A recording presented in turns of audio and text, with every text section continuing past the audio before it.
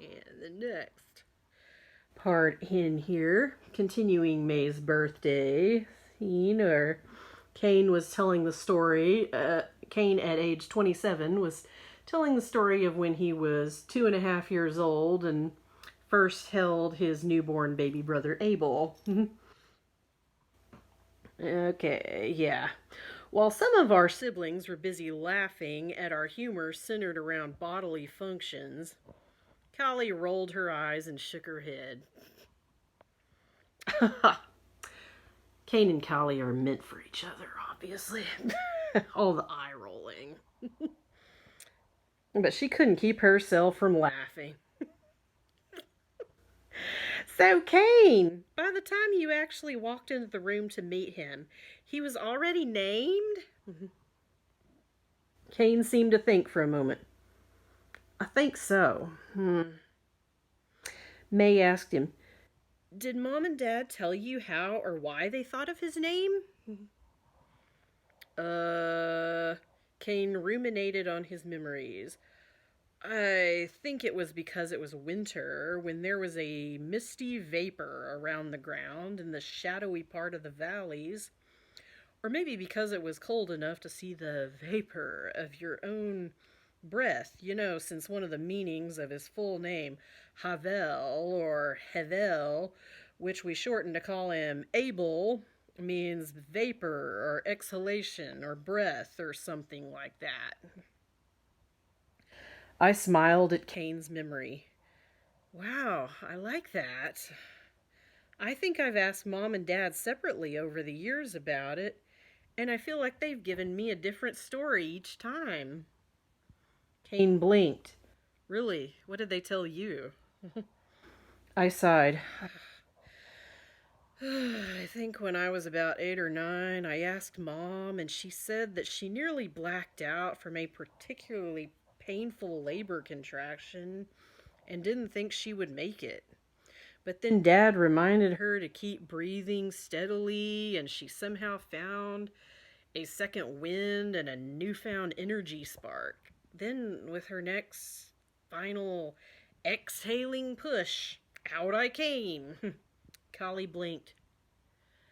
Not because Mom was suddenly able to give birth to Abel? The others laughed. I continued. Oh, but wait till you hear what Dad told me. A bunch of suspenseful, curious, and sympathetic groans came from my siblings. Dad told me when I was about 12, or maybe 15, that he and Mom were hoping that as soon as they learned Mom was carrying life a second time, that the second child would be a daughter, especially in hope that someday she could be a wife for Cain. Maybe Dad had been building up Cain's hopes that his future wife would be extremely beautiful. And Callie is, and so are all of you amazing sisters, and I could not imagine my life without any one of you in it. I paused the story to let them, aww. Some even said, thank you, and we love you, big brother Abel. But then I resumed. It's just that Cain's future wife wasn't in Mom's belly at that time, and wouldn't be for 2 more years. That was me in there.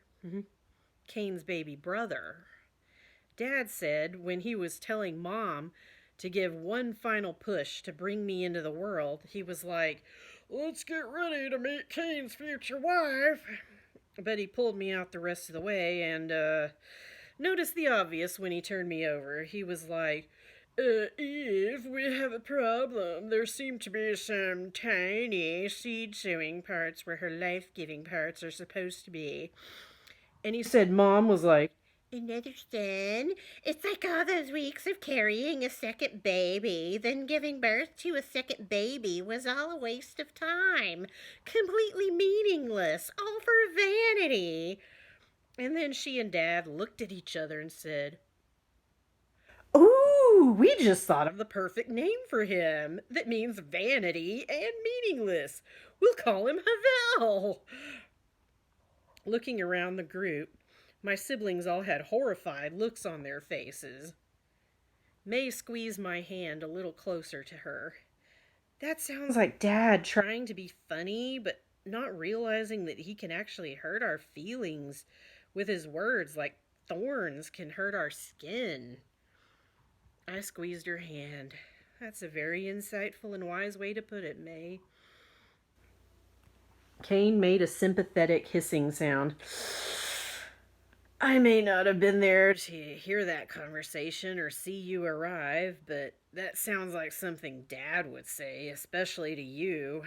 But it doesn't sound like something Mom would actually say. So I think Dad made up that part of the story. So I would consider the source. May added encouragingly, and if it's also any consolation, Abel, Dad is totally wrong because we've all seen that your seed sowing parts are definitely not tiny. When she heard the group laughing, she seemed a little awkward. Sorry, I tried to be more discreet about it, but as you know, this is my quiet voice.